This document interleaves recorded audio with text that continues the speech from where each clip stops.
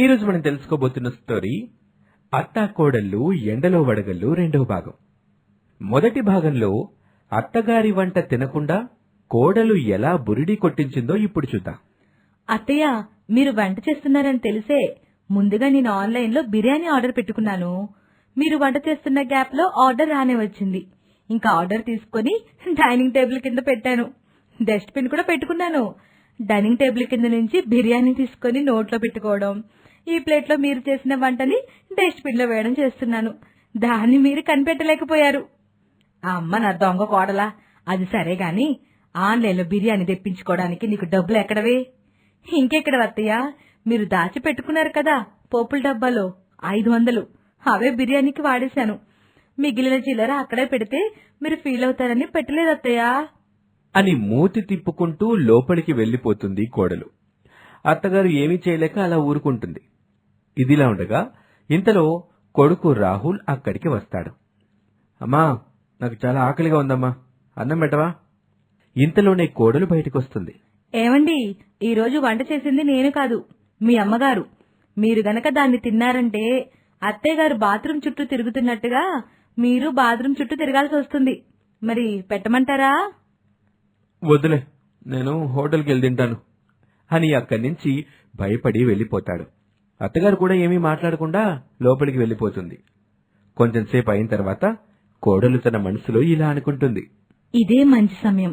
అత్తగారికి కడుపులో గడబిడవుతుంది కనుక మనం మనకు కావలసినవన్నీ కూడా ఆన్లైన్ లో ఆర్డర్ పెట్టుకుని ఆమె కళ్ళ ముందే ఆమెను ఊరిస్తూ తింటే అబ్బబ్బా, ఆ మజానే వేరుగా ఉంటుంది.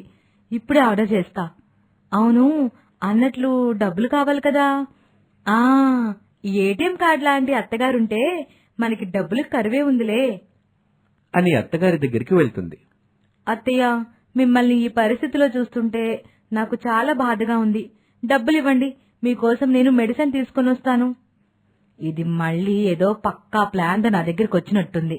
అంత సులువుగా దీని చేతికి చెక్కకూడదు అని అత్తగారు మనసులో అనుకుంటుంది. నా దగ్గర డబ్బులు ఎక్కడున్నాయమ్మా? ఉన్న 500 కూడా నువ్వే తీసుకున్నావు కాబట్టి ఇంకా నా దగ్గర డబ్బులు లేవు. అవును అత్తయ్య, అయితే కారం డబ్బాలో పెట్టిన 1000 రూపాయలు మీవి కావా? నావనుకుంటాలే. 1000 రూపాయలేంటి? కారం డబ్బాలో 1500 రూపాయలు పెట్టాను, అందులో కూడా 500 తీసుకున్నావా? చీచి, లేదత్తయ్య, 500 తీసుకోలేదు. 1500 రూపాయలు ఇప్పుడు తీసుకుంటాను, మా మంచి అత్తయ్య అని నవ్వుకుంటూ కారం డబ్బాలో ఉన్న 1500 రూపాయలు తీసుకుంటుంది. అత్తగారు ఏమీ మాట్లాడకుండా ఉంటుంది.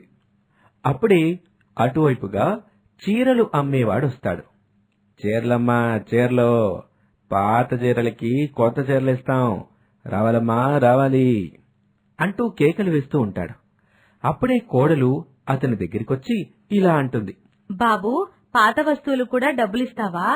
అలా అయితే చెప్పు.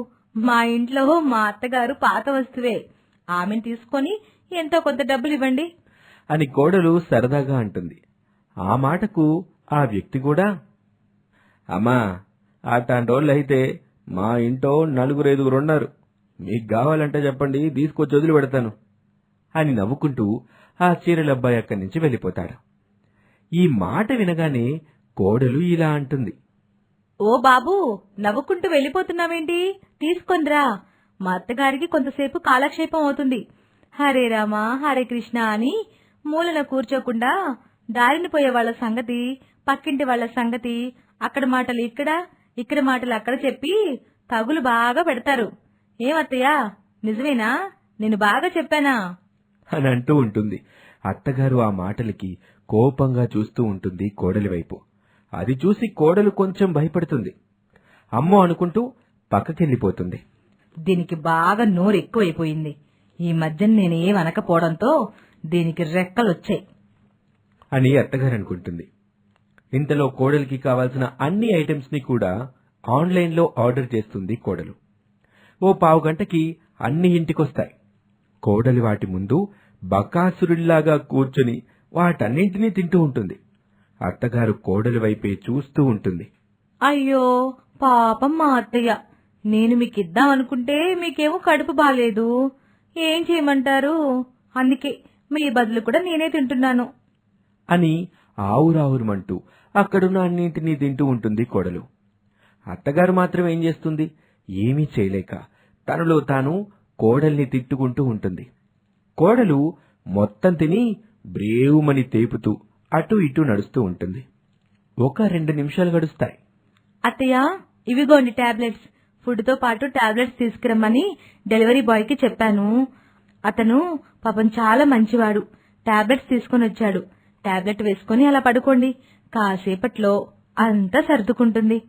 అలా చెప్పగానే కోడల్ని 1 నిమిషం పాటు అలా చూసి ఆశ్చర్యపోతుంది అత్తగారు. అత్తయ్య, ఆశ్చర్యపోయింది చాలు కాని ముందు మీరు టాబ్లెట్ వేసుకోండి. ఇక అత్తగారు కోడలిచ్చిన టాబ్లెట్ ని వేసుకుంటుంది. కాదే, నాకొక అనుమానం. ఇందాకదాకా నన్ను ఆట పట్టించావు, మళ్ళీ ఇప్పుడేంటి సేవలు చేస్తున్నావు? అత్తయ్య, అత్త కోడలు అన్నాక కాసేపు సరదాగా ఉండాలి, అందుకే అలా చేశాను. అయినా మీ డబ్బులు నేను ఖర్చు పెట్టకుండా పక్కింటి వాళ్ళొచ్చి ఖర్చు పెడతారా? లేకపోతే నేను మిమ్మల్ని సరదాగా ఆట పట్టించకుండా పక్కింటి వాళ్ళు వచ్చి ఆట పట్టిస్తారా? ఒకవేళ అలా వచ్చి ఆట పట్టిస్తే వాళ్ళ కాళ్ళు చేతులు విరగ్గొట్టేను. మా అత్తయ్య సొమ్ము నేనే తినాలి, మా అత్తయ్యని నేనే ఆట పట్టించాలి అని చలాకీగా అంటుంది కోడలు. ఆ మాటకి అత్తగారు నవ్వుకుంటూ, నా కోడల మనసు బంగారం అని తన 2 చేతులతో దిష్టి తీస్తుంది.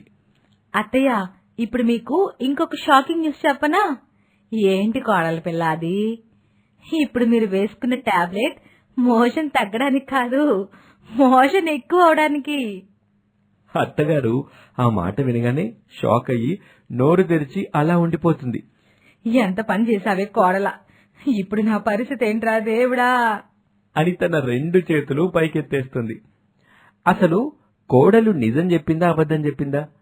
కోడలు చెప్పిందే గనక నిజమైతే మరిప్పుడు కోడలిచ్చిన మోషన్స్ టాబ్లెట్ వేసుకున్నాక అత్తగారి పరిస్థితి ఏంటి?